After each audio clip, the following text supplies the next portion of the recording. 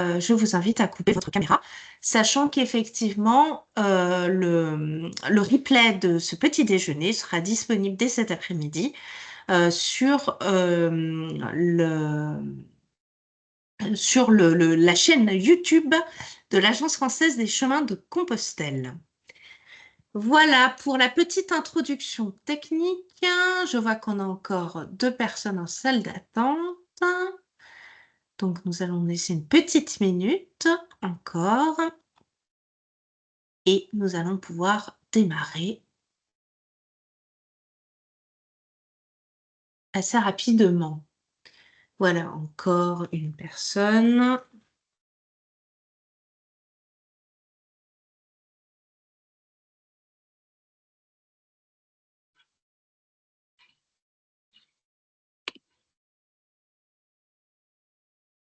Alors, je vois qu'il est 6.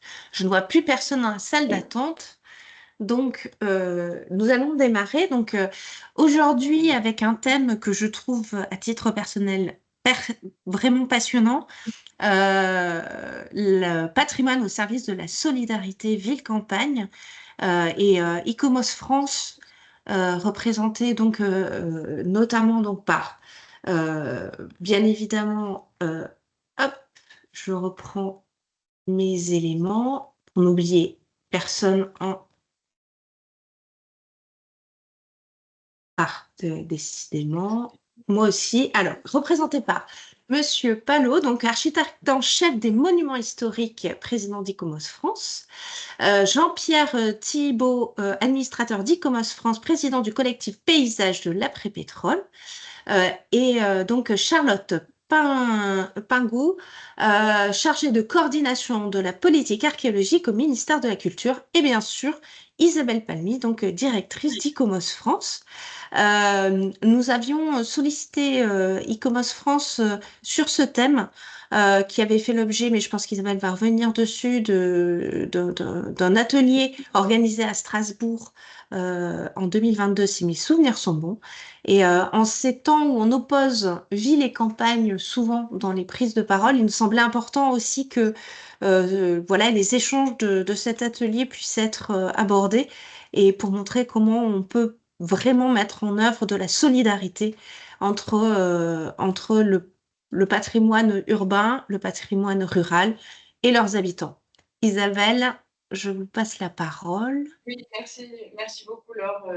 Juste un mot d'introduction pour vous remercier l'Association des chemins de Compostelle pour cette invitation.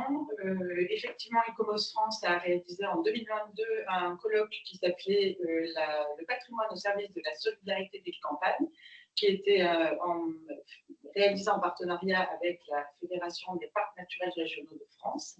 Initialement, nous avions un intervenant qui malheureusement est souffrant et ne pourra pas participer à ce webinaire, mais la fédération est très engagée sur ces sujets. Nous avons donc construit avec Laure ce webinaire avec donc 4 intervenants que Laure vient de citer. Éric Palot, qui est président d'ICOMOS France, qui va pouvoir faire un cadrage de ce qu'est ICOMOS et son intervention à la fois au niveau national et au niveau international, qui sera suivi d'une intervention de Jean-Pierre Thibault, qui est un administrateur d'ICOMOS France de très longue date, qui a été très longtemps animateur du groupe de travail qui est à l'origine de cette thématique, de ce travail sur la thématique qui s'appelle le site paysages et espaces patrimoniaux, qui est aujourd'hui président du collectif des paysages de l'après-pétrole. Pardon. Nous aurons ensuite une intervention de Charlotte Pingou, qui est actuellement administratrice d'ICOMOS France et pilote du groupe Site Paysages et Espaces Patrimoniaux, et qui a activement participé au montage de ce colloque et du suivant, et qui pourra entrer aussi dans la matière, puisqu'elle a fait coordonner toute une table ronde. Voilà, et donc je donne la parole à Éric Palot pour cette introduction sur ICOMOS France. Oui, bonjour à tous. Vous m'entendez, j'espère bien. Merci tous de votre présence à ce webinaire que j'ai le plaisir d'ouvrir. Alors, quelques mots de présentation d'ICOMOS France. L'association ICOMOS France qui est un acronyme anglais qui se traduit en français par Conseil international des monuments et des sites. ICOMOS France est le comité français, comme son nom l'indique, d'ICOMOS International, qui regroupe plus de 150 pays. ICOMOS est une organisation non gouvernementale créée en 1965, nous allons cette année fêter nos 60 ans, reconnue d'utilité publique par décret en 2012, et constituée aujourd'hui de plus de 1200 membres, tous bénévoles et professionnels du patrimoine. Donc nous regroupons des architectes, des historiens, des conservateurs, des ingénieurs, des enseignants, des géographes, mais aussi des associations, des entreprises de restauration, des institutions publiques, des villes. Donc un panel assez important. ICOMOS est avec l'ICROM. L'ICROM, c'est le Centre d'études pour la conservation et la restauration des biens culturels, et avec l'UICN. L'UICN, c'est l'Union internationale pour la conservation de la nature. ICOMOS, c'est un des 3 organes consultatifs de l'UNESCO pour la mise en œuvre de la Convention du patrimoine mondial et à ce titre examine les propositions d'inscription sur la liste du patrimoine mondial, dont vous faites partie, veille à l'état de conservation des biens inscrits et contribue à la mise en œuvre des conventions internationales concernant les différents patrimoines. Nous sommes donc un réseau d'experts qui nous consacrons à l'échelle nationale à promouvoir la connaissance, la théorie, la méthodologie, la technologie appliquée à la conservation de la protection, la mise en valeur des patrimoines en général, monuments, villes, sites, paysages, environnement. Nos objectifs pour cela sont de mettre à profit les compétences de nos membres pour mener des missions d'expertise et donner des avis motivés, pour réfléchir à la doctrine et à son évolution, pour réfléchir aux techniques de conservation et de restauration dans les domaines des patrimoines en général, mais aussi de diffuser l'information et contribuer à la formation de tous les acteurs, qu'ils soient publics ou privés, et aussi de sensibiliser le public sur la nécessité de préserver les patrimoines, enfin, de participer à la mise en œuvre de la Convention du patrimoine mondial, comme je l'évoquais. Pour cela, nous conduisons des missions d'expertise en France, à l'étranger, pour le compte de l'UNESCO, d'ICOMOS International, mais aussi des ministères de la Culture et de la Transition écologique. Nous mettons en œuvre une coopération avec les comités nationaux des autres pays pour participer à des échanges d'idées et recherches dans les domaines de la conservation, de la valorisation du patrimoine architectural, urbain ou paysager, en s'appuyant sur 31 comités scientifiques internationaux qui ont été mis en place par ICOMOS sur des thématiques aussi diverses que, j'en cite quelques-uns, théorie de la conservation, art rupestre, architecture vernaculaire, villes et villages historiques, paysages et itinéraires culturels, etc. Nous contribuons au suivi et au bilan des biens français inscrits au patrimoine mondial.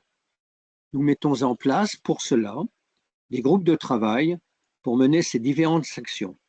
Aujourd'hui, ICOMOS France accueille 5 groupes de travail. Un premier groupe, gens de métier, plus orienté vers la préservation des métiers et des savoir-faire traditionnels, sur la doctrine et l'évolution des patrimoines.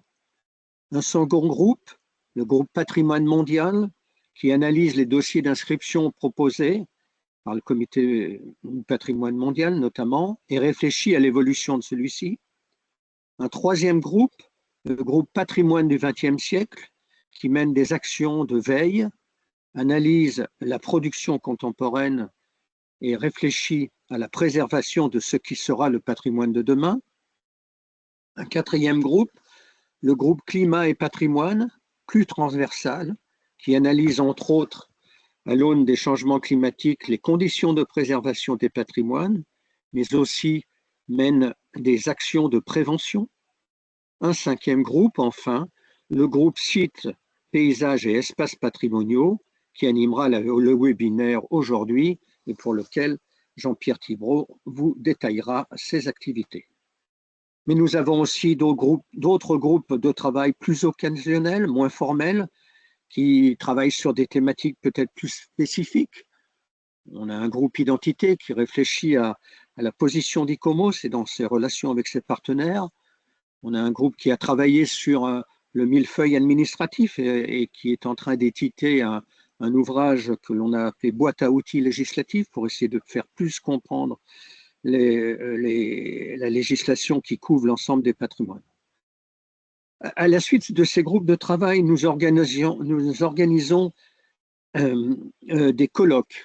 Alors, plusieurs assez régulièrement, 1 à 2 colloques par an, des colloques techniques. Nous avons organisé des colloques sur le bois, sur le béton, sur le plomb, sur les matériaux de réemploi ou les matériaux durables. Nous organisons des conférences, nous organisons des séances de sensibilisation et de formation. Nous éditons enfin des ouvrages méthodologiques comme la Charte de Venise, des ouvrages plus techniques comme les bois et le béton, les métaux, des ouvrages de sensibilisation comme ceux dont on va parler maintenant sur la gestion intégrée des espaces patrimoniaux et sur le patrimoine au service de la solidarité ville-campagne. Enfin, nous tenons aussi depuis peu de temps, comme vous, un webinaire trimestriel que l'on a appelé ICOMOMENT, dont le but est de restituer en ligne et à un plus large public les travaux que nous menons dans nos groupes de travail.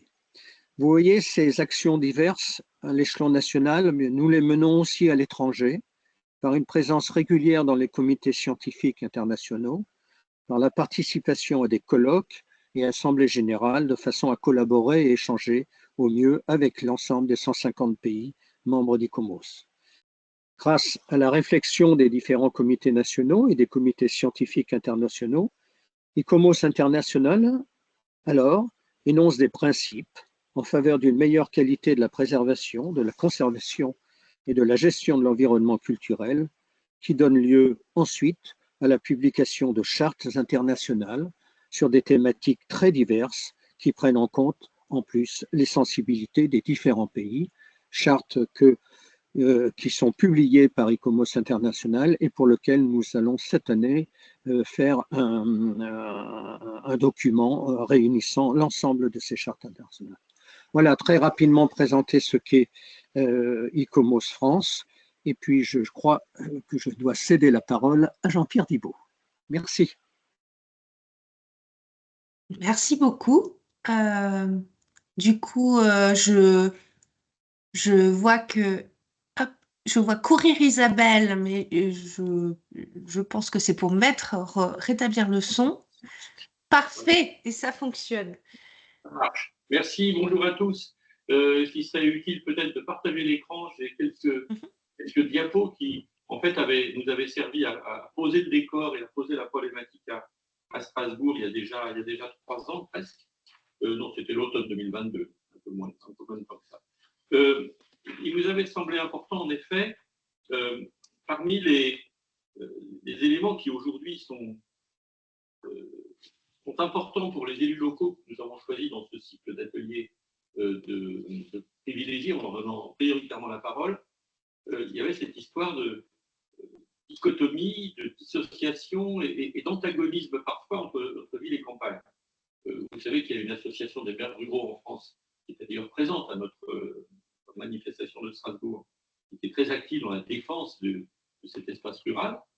L'espace rural, on dit qu'il est un peu délaissé, un peu abandonné, parfois on parle de relégation des populations dans cet espace, et nous on a pensé que ces éléments de patrimoine pouvaient être un lien entre ces espaces qui progressivement se sont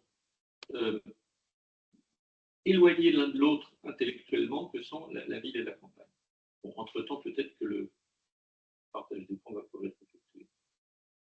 Parce que il faut déjà donner une définition, si on veut faire comprendre et qu'on partage tous la même chose. On a pris très bêtement la définition du Robert.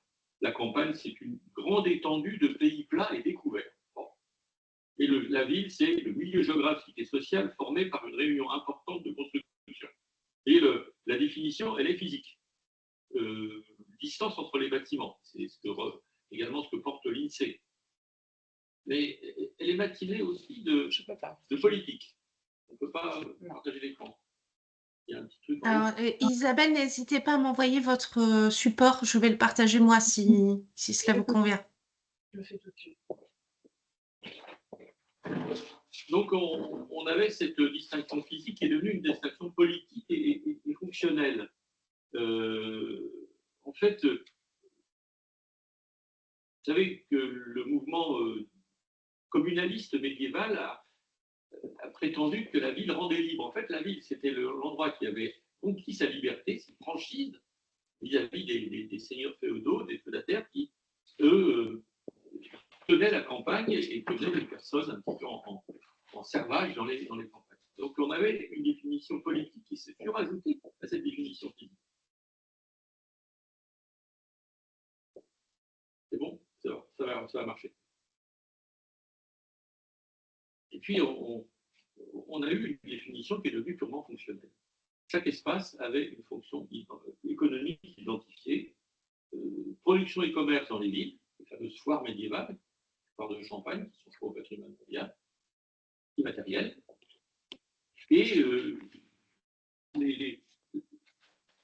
à la campagne, la fonction de nourrir, de produire des matériaux, Ah, là peut-être que ça marche. Et là, marche. Bon, il faut passer quelques diapos. On n'est plus à la diapo de présentation, voilà. Voilà, vous n'hésitez pas à me dire d'avancer. Mettez s'il vous plaît celle qui doit être la 4. La définition physique à la définition fonctionnelle. Et voilà. Donc cette définition a donné à chaque espace finalement une sorte de fonction économique et sociale dont je viens de parler. Et là, vous avez une image qui nous a paru emblématique, à la fois comme référence et comme horizon possible, comme perspective possible de ce que l'on voudrait établir par le patrimoine comme complémentarité ville-campagne. C'est la fresque du Bon Gouvernement qui est à Sienne, dans le Palazzo Pubblico, qui est l'hôtel de ville de Sienne. Après une série de guerres et de troubles civils, le gouvernement de Sienne s'est stabilisé. Le Conseil des 10 a décidé de confier à un peintre ce qui était son programme politique. Vous avez sur la diapo. D'un côté, la campagne, riante, agréable, productive, où on expérimente des productions plus efficaces, comme la cultura promiscua, un ancêtre de la permaculture en quelque sorte, et puis la ville, laborieuse, où se concentre l'étude, la recherche, les activités de commerce et les activités d'artisanat. Et tout ceci a l'air de fonctionner très bien, puisqu'il y a un ange au-dessus qui veille à tout ça et qui manifeste, qui symbolise cette grande solidarité ville-campagne. La suivante, La suivante, s'il vous plaît. Voilà. Merci. Or, on a eu, comme vous le savez, ça date en gros de la révolution industrielle, ça se poursuit et ça s'accroît encore au XXe siècle, et on a ce qu'on appelle la globalisation qui spécialise les espaces, qui fait en sorte que les circuits de distribution et d'échange entre les biens, mais aussi entre les services et entre les savoirs, deviennent de plus en plus lointaines. Tout ça se spécialise. Et la ville, du coup, récupère beaucoup plus qu'avant une sorte de monopole du pouvoir, de l'ingénierie, de la valeur culturelle. Les campagnes se voient assigner des fonctions qui deviennent subalternes. Et on présume qu'elle manque d'inventivité, qu'elle est un peu arriérée, que c'est de la production pure et simple, c'est-à-dire on exécute et la campagne et la ville dirige. De surcroît, il y a des conflits d'usage, puisque la ville, elle a besoin de place pour centraliser ses fonctions et recueillir de plus en plus d'habitants qui sont de moins en moins nombreux dans les campagnes.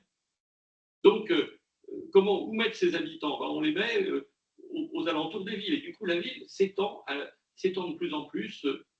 Aujourd'hui, on consomme 32 000 hectares d'espace par an, hein, avec l'étalement des villes. Et cet étalement des villes se fait sur des zones rurales qu'on présume sans valeur. Et on a, depuis très récemment, une sorte de réaction contre cet étalement à l'infini qui fait que des lois, plus ou moins à droite, ont essayé de mettre un frein à cet étalement. C'est ce qu'on a appelé le zéro artificialisation nette, vise à préserver les espaces naturels, agricoles et forestiers, tels qu'on les a redéfinis aujourd'hui de manière un peu plus fonctionnelle. On pourrait peut-être passer à la diapo d'après, puisque là, on est maintenant dans une situation de véritable rivalité. Et on s'est dit qu'il fallait essayer, à partir d'exemples concrets que nous avons identifiés et fait témoigner dans ce colloque, qu'il fallait réinventer ces solidarités, les solidarités d'aujourd'hui entre ville et campagne. Ces solidarités qui existaient du temps du bon gouvernement à Sienne, il faut essayer d'en créer à la sauce 21e siècle. On a été un petit peu aidé par l'élargissement de la notion de patrimoine, qui n'est plus simplement les monuments historiques de la loi de 1913, mais qui sont la nature, le patrimoine naturel. Hein, nos cousins de l'Union internationale pour la conservation de la nature, Henri Palot a parlé tout à l'heure.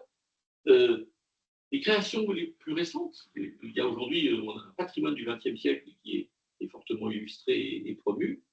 Les paysages culturels ou pas, qui sont au patrimoine mondial comme le sont les merveilles de la nature. Donc aujourd'hui, ce patrimoine étendu peut être un lien de solidarité entre ville et campagne.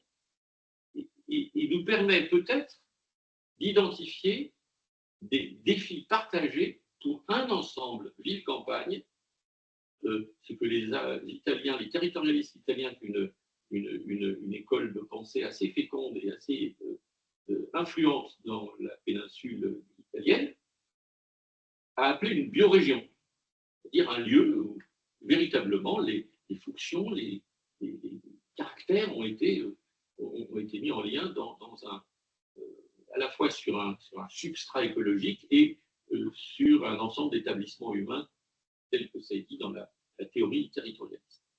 Et cette reconstruction d'échanges matériels mais aussi culturels courts entre ville et campagne pourrait contrecarrer cette tendance à l'urbanisation, à l'indifférenciation des liens au profit de modèles originaux, particuliers, singuliers. Voilà. C'est ce qu'on a essayé d'illustrer par des exemples précis que vous avez dans les actes de ce colloque de Strasbourg.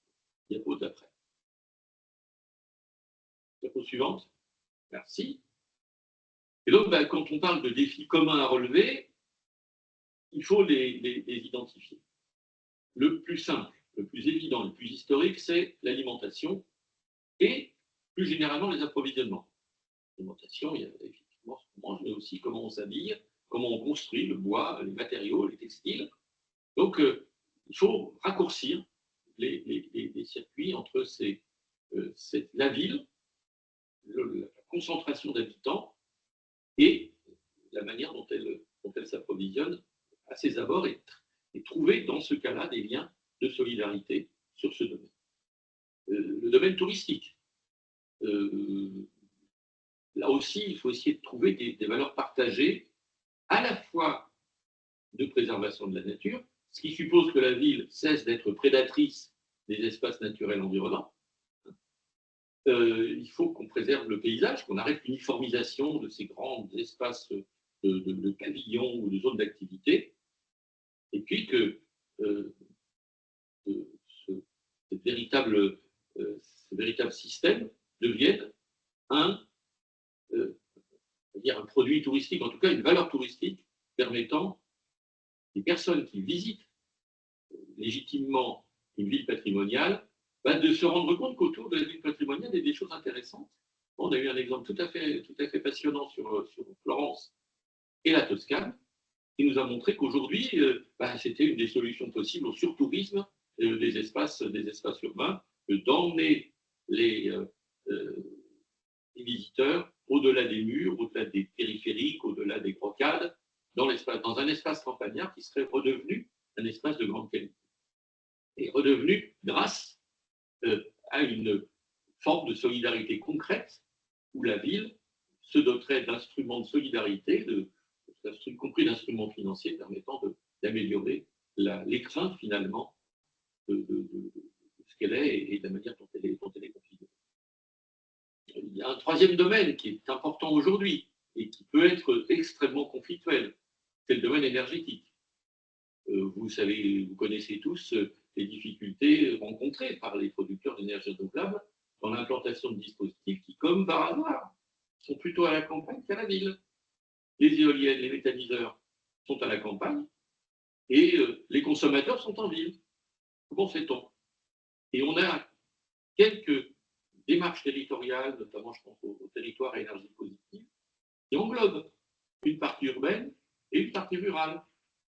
Le compromis réalisé étant que la ville consomme moins grâce à des méthodes d'économie d'énergie qui sont largement de son fait, puisque c'est en ville qu'on trouve les passoires thermiques, c'est en ville qu'on trouve des éléments d'inefficacité, l'usage de la voiture au lieu de l'usage des transports publics. Et donc la ville fait des efforts de moindre consommation et la campagne produit de l'énergie avec compensation des désagréments occasionnés par ces implantations. Diapo suivante. On est presque au bout. Hein. Voilà. On a identifié d'autres défis, parce qu'il n'y a pas effectivement que ces trois approvisionnements énergie et tourisme. On a aussi la gestion de l'eau. Voilà, c'est évident, la gestion de l'eau, c'est comment dire, c'est à la campagne que se trouve l'amont de ces cours d'eau qui passent en ville. Quand ça inonde, c'est peut-être à la campagne qu'on peut trouver des méthodes intelligentes. Je pense notamment à la gestion et la valorisation de zones humides qui sont autant d'éponges pour ralentir le cycle de l'eau, le courant de l'eau. C'est aussi un problème de préservation des pollutions, de qualité des infrastructures, et parfois ces infrastructures peuvent être autant de supports d'une mise en valeur d'éléments de patrimoine qui font le lien entre cette ville et cette campagne. Exemple, dans le Marais Poitevin, la ville de Niort, tout à fait au bout, tout à fait à l'est du Marais, et à partir de Niort, qui est une ville constituée avec des éléments intéressants de patrimoine historique et de patrimoine urbain, il y a la Sèvre niortaise et un autre patrimoine qui sont les écluses historiques du Marais Poitevin, qui vont jusqu'à la mer. Et la ville de Niort et le parc naturel régional du Marais Poitevin se sont entendus pour établir un système de bateaux à passagers qui est un produit de visite supplémentaire qui permet aux gens qui viennent visiter la Venise verte, le Marais mouillé, de se rendre compte qu'il existe à Niort, en prenant le bateau jusqu'au Port Guano, un nouvel aménagement intelligent réalisé par la ville. Il existe ce patrimoine un peu moins connu, c'est celui de la ville de Niort. Donc on est vraiment, vous voyez qu'on tire un fil et qu'on voit arriver tout un ensemble de potentialités. Puis on peut terminer, parce que c'est aussi un peu notre spécialité à l'ICOMOS, par le domaine de l'architecture et de l'urbanisme. On parlait tout à l'heure, Eric, des travaux réalisés par la section française sur les matériaux. Ces matériaux sont parfois des matériaux qui font lien entre ville et campagne. Quand on a une forêt produit du bois, pourquoi faire venir ce bois de l'autre bout de l'Europe, voire de l'autre bout du monde, alors même qu'il existe une ressource juste à côté, la Chartreuse, avec une AOP bois de Chartreuse, c'est à côté de Grenoble.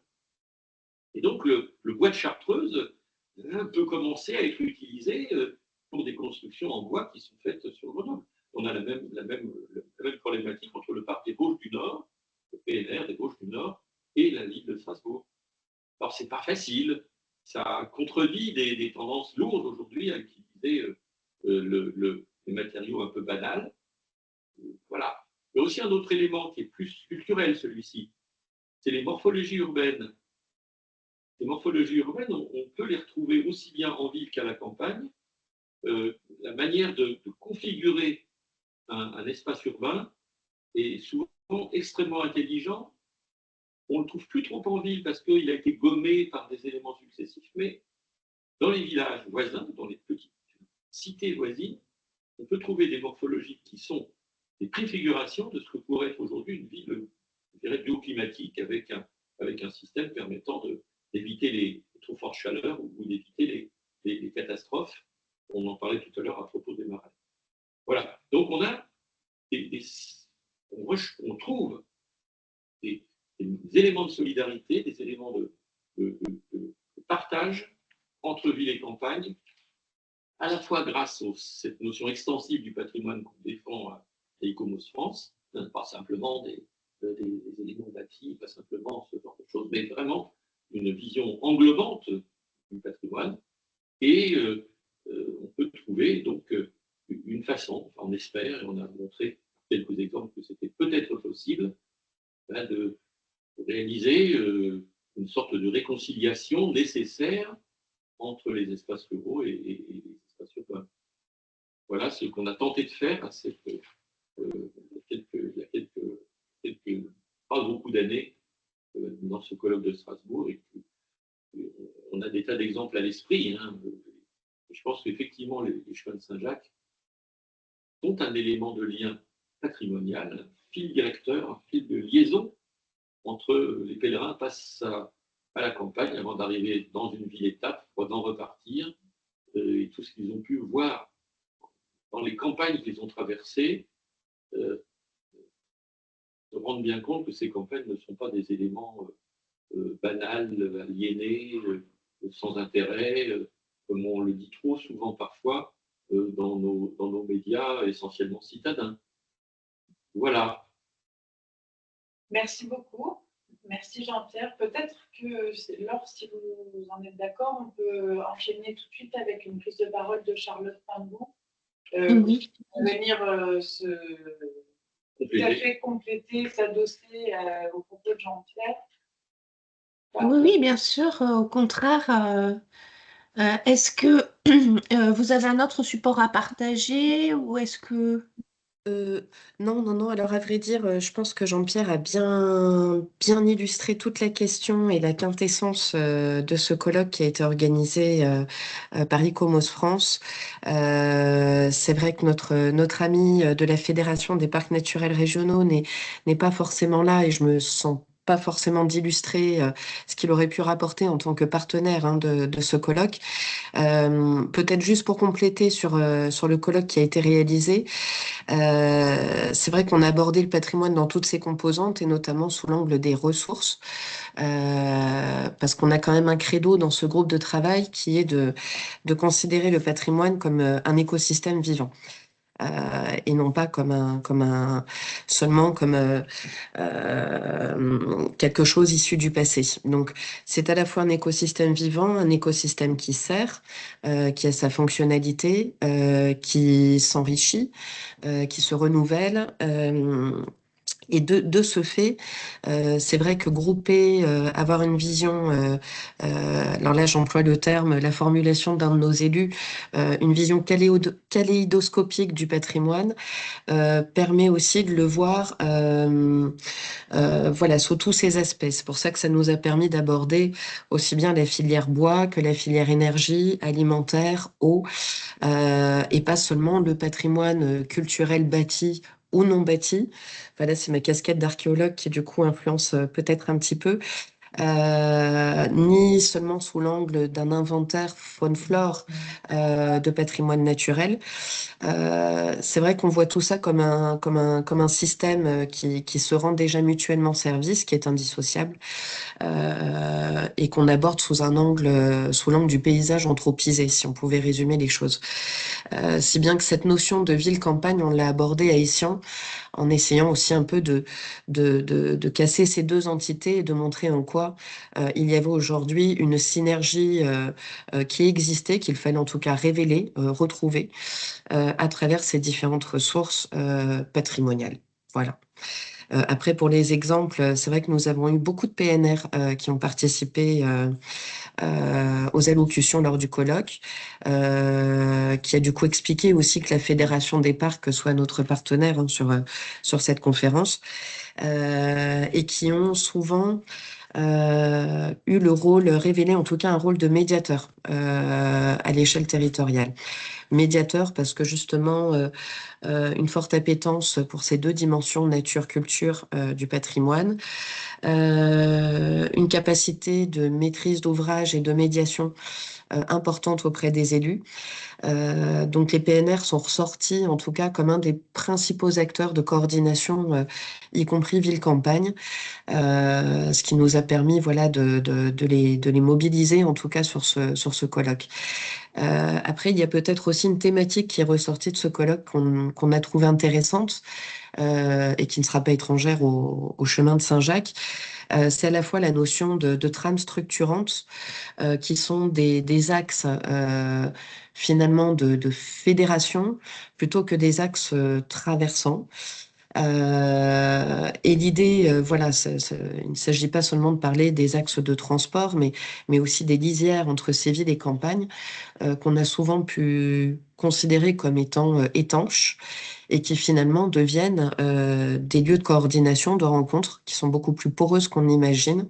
Et cette notion de lisière et de frontière finalement qui fait lien, on a pu aussi la révéler à travers ce colloque et notamment quelques cas particuliers. Les forêts, par exemple, permettant notamment ce dialogue entre ville et campagne. Forêts qui jouent souvent le rôle de ceinture verte pour les villes, de poumons. Mais pas seulement. Voilà, ça permet aussi des modes doux de transport et des échanges de population de la ville à la campagne. La trame verte et bleue aussi, bien évidemment, est ressortie.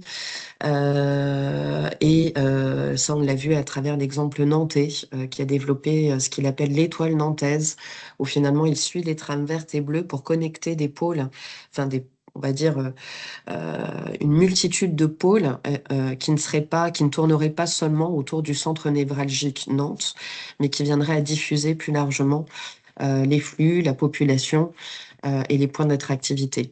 Et d'ailleurs, on en a trouvé un très bel exemple en écho à l'étranger que citait Jean-Pierre avec les Firenze Greenway à Florence, où là aussi, ça a la vertu aussi de répondre au désengorgement du tourisme en centre-ville, et ça permet de valoriser aussi tout un patrimoine encore peu connu probablement, qui gravite autour de Florence et qui a tout autant de valeur et mérite d'être connu. Voilà, donc c'est une autre façon d'aborder le territoire, une autre façon de l'aménager. C'est du désenclavement. Voilà, donc je pense que on a fait à peu près le tour avec Jean-Pierre de cette présentation pour rester sommaire. Voilà, je ne sais pas si Isabelle, veux-tu qu'on évoque encore d'autres choses ou... Alors, je crois que Jean-Pierre a une... Oui, je vois bien. Pardon, c'est un peu l'esprit d'escalier. Il y a une... Oui. En fait, il y a des instruments, parce qu'une fois qu'on a dit qu'il fallait aussi mettre en place des solidarités, encore faut-il en avoir les moyens. Charlotte a parlé d'ingénierie, que cette ingénierie à la campagne, elle n'est pas très vaillante, le plupart du temps, mais que les parcs naturels régionaux sont une bonne... forment une sorte de palliatif. Là où il y a un parc, il y a quand même une capacité d'ingénierie qui n'est pas numériquement très nombreuse, mais qui est extrêmement inventive. Alors, il y a un instrument de solidarité qui est un peu ancien, qui date en fait de la création des parcs, 1967 et puis 1993 pour leur légalisation, leur mise dans le code. Et c'est ce qu'on appelle la ville-porte, ou les villes-portes. Parcs naturels régionaux, c'est des espaces de campagne, mais c'est des espaces de campagne avec une ville à côté, ou plusieurs villes à côté. Et dans le budget des parcs naturels régionaux, il y a un parc communal, l'ensemble des communes contribuent, les intercommunalités contribuent, et puis la ville-porte contribue un peu plus, parce que finalement, les services rendus aux citadins par le territoire des parcs méritent un minimum de contribution, enfin un peu plus de contribution des gens qui, tout en n'étant pas dans le parc, en bénéficient d'une sorte d'espace de respiration, de ressourcement, de belle mise en valeur des éléments patrimoniaux. Ça, c'est le plus ancien. Et le plus récent, ça prend son essor doucement. Il y a des phases successives de mise en place. C'est ce qu'on appelle le contrat de réciprocité. En fait, c'est un projet commun de ville-campagne où les deux parties, la partie urbaine, la métropole, la grande agglomération et la campagne se dotent d'une sorte de donnant-donnant permettant de manifester cette solidarité de manière plus concrète sur les sujets qu'on a abordés, l'approvisionnement, l'eau, l'énergie, ce genre de choses. Voilà, donc ça bouge peut-être un peu, pas très vite.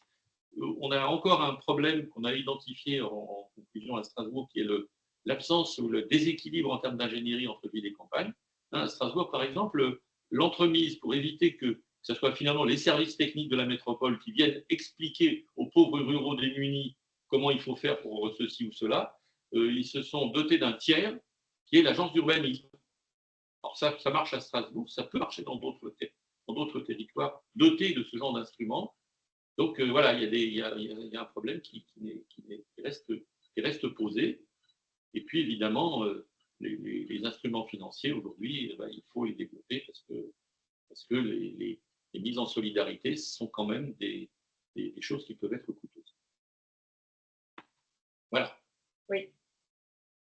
Oui, Charlotte, c'est vrai que ça nous donne aussi l'occasion de créer une ouverture vers la prochaine thématique qui est liée sans être liée à la solidarité ville-campagne, qui est les espaces multipatrimoniaux et l'empilement des outils de gestion. Et tu peux en dire un mot parce que… Oui, alors, c'est vrai qu'avec le groupe de travail, bon, la cible qu'on a identifiée il y a quelques années, ce sont les élus gestionnaires d'un très, très, très important patrimoine naturel et culturel. Avec Jean-Pierre, donc, qui a animé ce groupe, on avait déjà identifié bien à l'avance ces trois thématiques, les patrimoines de l'eau, puis le patrimoine comme lien de solidarité ville-campagne, et puis ce troisième item sur lequel on travaille actuellement, qui est le millefeuille patrimonial, au sens comment transformer la superposition des outils de protection en un projet de territoire. Ça, c'est une problématique à laquelle les élus sont fortement confrontés. Le colloque d'ailleurs de Strasbourg a confirmé que la thématique était prégnante, dans les différents cas étudiés, on a compris que la mobilisation de divers outils de protection et de gestion pouvait parfois être difficile et que les élus cherchaient des outils. Pardon ? Et que certains élus, finalement, cherchaient des outils assez opérationnels, peut-être pour donner sens aux outils dont ils héritaient sur leur territoire. Donc, sur ce troisième item, on a engagé le travail maintenant il y a 1 an et demi. On auditionne différents élus de très petites communes, donc en hyper-ruralité, jusqu'à de grandes métropoles, pour avoir justement un panel représentatif. Et là, on s'aperçoit que finalement, le cumul des outils n'est finalement pas un frein. D'ailleurs, les élus ajoutent souvent une strate d'outils à l'existence. Pardon, il y a quelqu'un qui parle.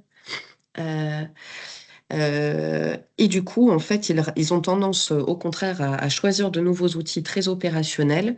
C'est là qu'on voit émerger des stratégies assez récentes, mais les élus se tournent assez volontiers donc vers les PNR, on les a cités, mais également vers les grands sites de France, vers d'autres protections typiquement internationales, notamment, donc bien patrimoine mondial, pour donner un sens et une structure à un cumul de protections qui couvrent des intérêts très spécifiques et qui ont été mises en place dans le temps de manière successive et sans forcément de cohérence. Et tout ça vise à aboutir à un document souvent de gestion unique qui vient embrasser, adopter tous les autres documents de travail associés aux différents outils. Et ils tendent aussi à mettre en place une gouvernance, voire un guichet unique qui leur permet de créer une instance de dialogue pour dépasser peut-être les intérêts spécifiques au profit d'une vision vraiment croisée et du coup beaucoup plus cohérente. Donc tout ça n'est pas encore fait, hein. Ce colloque se tiendra cette année, en fin d'année. Les dates prévisionnelles pour l'instant sont les 13 et 14 novembre. Le lieu serait Chinon. Et voilà, pour l'instant, à date, le programme tel qu'il est envisagé. Après, on va peut-être préserver du temps pour les questions, les échanges. Alors, je me permets, en tout cas, merci beaucoup d'avoir reposé les trois thèmes abordés pendant ce colloque. Effectivement, donc à savoir la complémentarité des ressources, les emboîtements d'échelle et effectivement la culture et l'édiction. Euh, je vois qu'on a déjà une question dans le chat. N'hésitez pas à lever la main si vous avez d'autres questions à poser, si vous souhaitez les poser de vive voix. Sinon, le chat est toujours là si vous avez d'autres questions. Donc, première question. Donc, Delia Jiménez, Communauté de communes Pays d'Orthe et Arrigan. Bonjour, parmi ces outils de gestion de patrimoine créant objet de territoire ou projet communal, on peut citer la marque et réseau Petite Cité de Caractère. J'imagine que vous travaillez en lien avec ce réseau. Tout à fait. Tout à fait. Alors, nous n'avons pas encore mobilisé eu de cas qui bénéficiaient justement de cette mise en réseau. Et on en cherche. Voilà. Après, tout dépend de la disponibilité aussi des élus. Ça n'est pas toujours facile. Autant on a souvent, c'est une problématique qui fait mouche, certes. Après, on s'est aperçu aussi que c'était comment dire, un atelier qui partait d'un prérequis qu'on avait quand même plus d'une centaine, pour pas dire plusieurs centaines, outils différents. D'avance, on sait que malheureusement, on n'arrivera pas à illustrer tous les outils existants, quand bien même sur des territoires, on trouve des illustrations très complexes avec un millefeuille, on va dire très très épais. Mais on a bien en effet dans notre scope les petites cités de caractère, de la même manière qu'on a par exemple les pays d'art et d'histoire ou d'autres mises en réseau qui sont très bénéfiques pour les élus.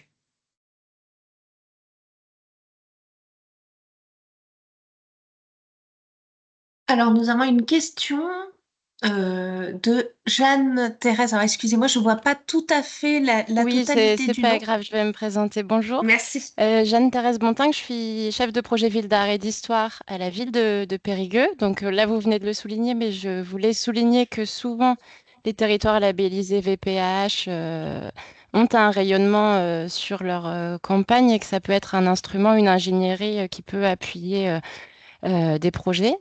Quand on est ville d'art et d'histoire, c'est un peu plus compliqué pour des raisons de gouvernance. Mais sur les pays d'art et d'histoire, il y a énormément de territoires qui ont déjà, qui s'appuient sur la ville-centre pour ensuite aller porter des projets sur les autres communes concernées. Et on a un exemple, nous aussi, à Périgueux, qui, je pense, peut être inspirant, même si ça demande un gros dossier. C'est qu'on est en train de porter une candidature au réseau des villes créatives de l'UNESCO dans le domaine de la gastronomie. Donc là, on est en attente du retour. On fait partie des deux villes qui ont été présélectionnées au niveau de la France. Et le domaine de la gastronomie fait partie, vous l'avez cité, des domaines qui permettent de s'appuyer sur le territoire. Donc on travaille.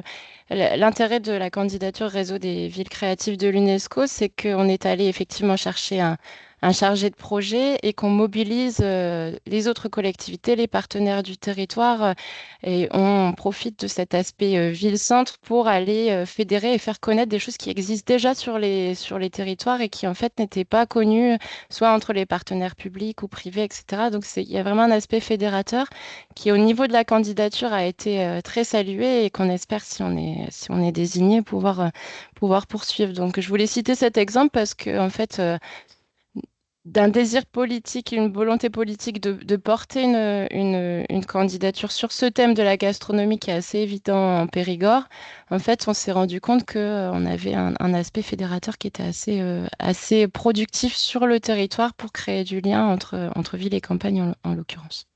Voilà. C'était pas vraiment une question, c'était plutôt un partage d'expérience. Mais c'était très bien. Merci beaucoup. Est-ce qu'il y a d'autres réactions ou souhaits de prise de parole? Dites-moi. Je ne vois personne.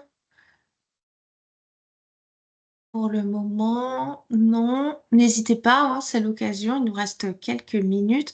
Je me suis permise de vous mettre dans le chat quelques-uns des exemples qui ont été abordés. Voilà, pour inspiration. Et je me permets de terminer les éléments dans le chat par, bien évidemment, les actes du colloque dont il a été question aujourd'hui. Donc, c'est le dernier lien que je vous ai envoyé. Donc, vous retrouverez l'ensemble des interventions qui ont été esquissées. C'est vrai que c'est très dur de résumer un colloque aussi riche en 1 heure. Et je pense que je remercie l'ensemble des intervenants. Je pense que vous avez vraiment réussi à distiller la substantifique moelle de ce qui a été abordé sur du temps long. Je ne sais pas, voilà, si vous souhaitez rajouter quelque chose, Isabelle, peut-être, ou... Jean-Pierre, je crois, veut rajouter. Non, parmi les interventions intéressantes qu'on a eues, mais qui sont un peu emblématiques, à vrai dire, à l'échelle européenne, il y a la belle histoire d'un land autrichien, c'est l'Autriche, une république fédérale, et le land le plus à l'ouest, qui est le long de la Suisse, le long du Liechtenstein, il s'appelle le Vorarlberg. Et le Vorarlberg, c'était le territoire autrichien le plus pauvre, dont le PIB était le plus bas au sortir de la guerre dans les années 50. Aujourd'hui, c'est le plus riche après Vienne, quand même la capitale. Et pourquoi?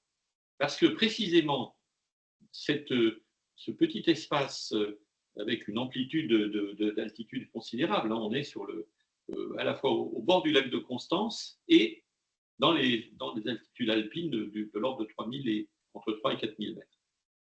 Ils se sont dotés d'un système de poursuite de leur patrimoine à partir des ressources locales, et notamment de la ressource en bois. Il y a un pin blanc qui est particulièrement intéressant pour la construction, et le Vorarlberg a construit son développement autour de cette espèce d'approvisionnement endogène, en faisant en sorte que les cahiers des charges des constructions publiques et des constructions privées soient le plus orientés possible vers la ressource locale. Donc aujourd'hui, on a de l'architecture contemporaine en bois au Vorarlberg qui en fait un véritable paradis pour les architectes qui veulent illustrer ce matériau.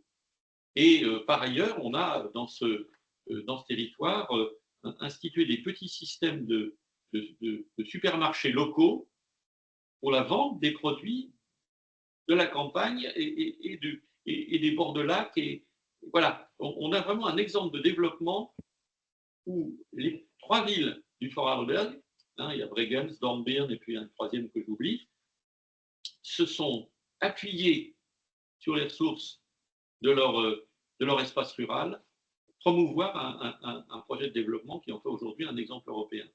Donc, beaucoup de territoires français qui ont envie de se développer avec quelquefois peu de moyens et un espoir assez limité, font le pèlerinage au Vorarlberg pour voir un peu comment les Autrichiens, les montagnards d'Autriche de ce secteur très sympathique se sont mis en place. Et je crois que là, il fallait qu'on termine par là. Et c'est un territoire qu'adore Nicolas Sana, qui est au fond de son lit et qui en souhaite de se rétablir le plus vite possible. Bien, merci beaucoup. Le mot de la fin, peut-être, Isabelle? Juste pour ma part, pour dire à l'ensemble des présents et ceux qui l'écouteront ultérieurement, que bien sûr Ecomos France est à votre disposition pour vous renseigner plus avant sur une des thématiques qui vous aurait particulièrement intéressé. Et comme le disait Laure, notre publication est à votre disposition sur notre site internet. Et donc voilà, en tout cas, n'hésitez pas à nous poser par écrit, de nous téléphoner, et nous sommes là pour répondre à toutes vos interrogations et vous mettre en contact avec qui de droit.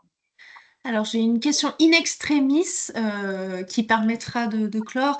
Quid de la place de l'archéologie préventive mise à mal en ce moment et des données patrimoniales recueillies lors de nombreuses opérations, notamment sur des projets énergétiques? Ce type de recherche est un moyen naturel d'échange entre ville et campagne. Alors, ça, c'est un vaste sujet. Oui, je me permettrai d'apporter quelques éléments de réponse. Étant à la sous-direction de l'archéologie du ministère de la Culture, on connaît bien le sujet. La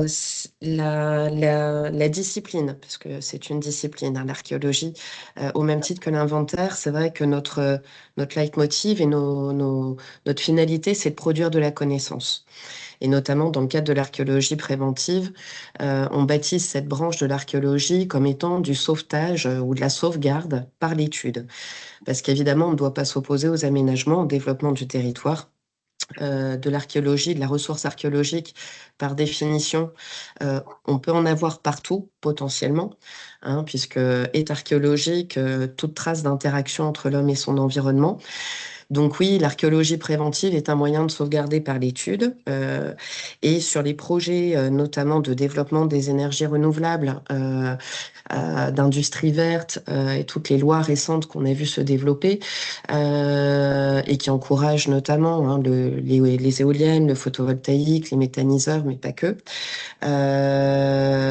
Nous sommes dans la mesure du possible mobilisés là-dessus, malgré des moyens très contraints. Ça, on ne va pas se mentir. Vous connaissez en ce moment la grève de l'INRAP et d'autres opérateurs par défaut de moyens. C'est quelque chose qui touche toute la culture et même bien au-delà. Et c'est vrai qu'en archéologie, notamment, parce que nous ne sommes pas les seuls, nous n'avons pas l'ambition de nos moyens face à un développement et une recrudescence très très forte en ce moment de ce type d'installation et d'aménagement qui vont bon train et qu'on en cherche à accompagner et non pas à bloquer. Voilà, notre objectif n'étant pas l'archéologie contre le développement des énergies, bien au contraire. Mais c'est vrai que ça appelle des moyens qu'on n'a pas eu l'habitude d'avoir et qui vont nécessiter beaucoup de réflexion et beaucoup de tractation avec le ministère des Finances, hein, disons les choses comme elles sont, pour tenter de se donner la manne nécessaire. Voilà, mais évidemment, on est très vigilant là-dessus, y compris voilà, sur des aménagements un petit peu plus particuliers comme l'agrivoltaïsme, qui là nécessite aussi des interventions, on va dire, les plus précautionneuses possibles pour ne pas remettre en question la destination agricole des terrains. Donc voilà, on aura des interventions graduées et adaptées en fonction des aménagements et en fonction de nos moyens. Voilà, mais ça reste une priorité en effet pour l'archéologie. J'espère avoir répondu à la question. En tout cas, merci pour voilà, ces éléments de réponse. Les budgets contraints, on pourrait en faire quasiment un petit déjeuner. Oui. Et ça Dans concerne la tout le culture, ministère, voilà, toute la culture et pas que. Voilà, toute la culture, le patrimoine.